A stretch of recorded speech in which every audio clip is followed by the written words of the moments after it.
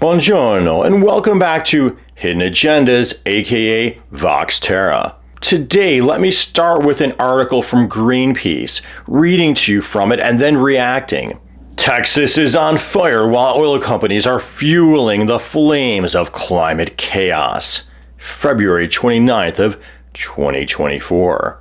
Massive fires in the Texas Panhandle, the largest in Texas history, and burning through 1.1 million hectares.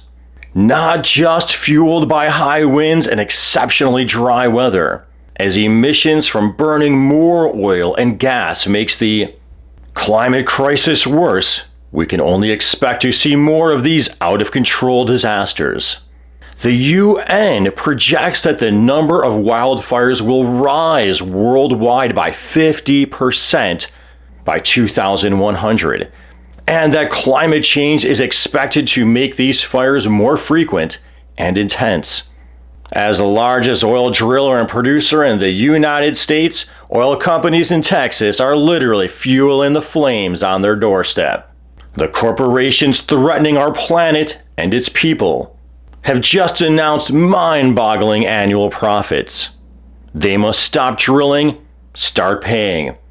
Oil and gas needs to be rapidly phased out.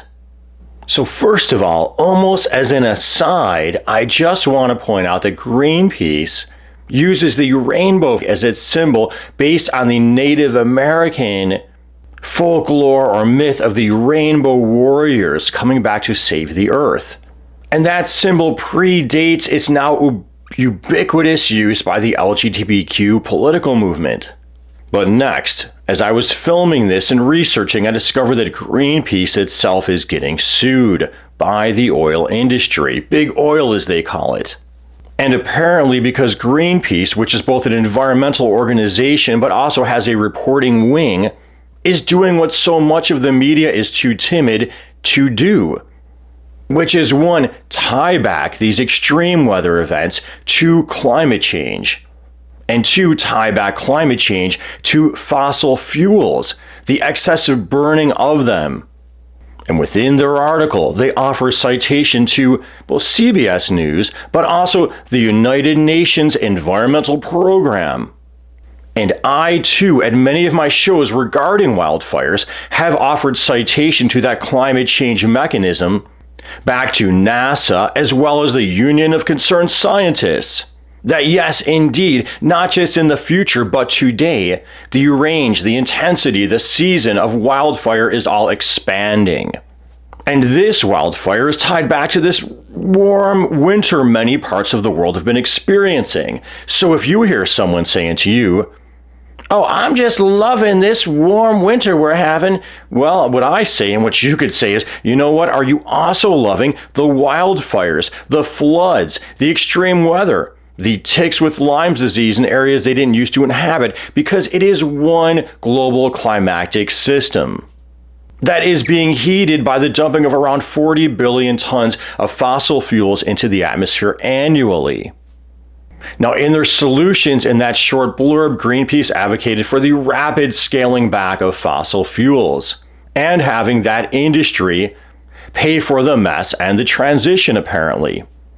And that goes along with calls we've heard for in the Green New Deal. Just transitions, it's often called. Helping those employed in that industry find new work in a greener energy field.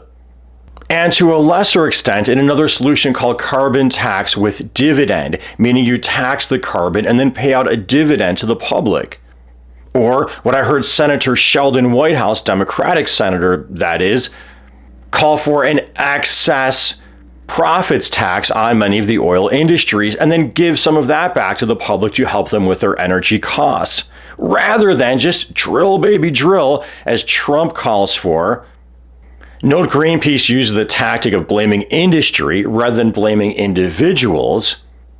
And I believe that's because of the political influence that industry has in stymieing, stopping, stalling solutions, and has historically done so, as well as their massive campaign contributions to politicians and their influence in the media, and even going as far as suing those who oppose them to shut them up. very underreported. And at the bottom of the article, they have their calls for action where they say, hey, tell Biden, ban new oil and gas permits. And my point in just tossing that one out there is that they're calling on us to call for Biden to do that. And if we get Trump in again, what we're more likely to be getting is a big middle finger, metaphoric middle finger to that. So donate to groups like Greenpeace, read what the actual environmental organizations have to say, and please do join my couple of patrons at Patreon helping support my work. This is a heck of a lot of work, very time consuming, and has come at a massive opportunity cost for me. Please help my show in the algorithm by liking, commenting, subscribing, clicking that notification bell so you know when I'm putting up a new video. And as always, mon ami, as I say, peace be with you.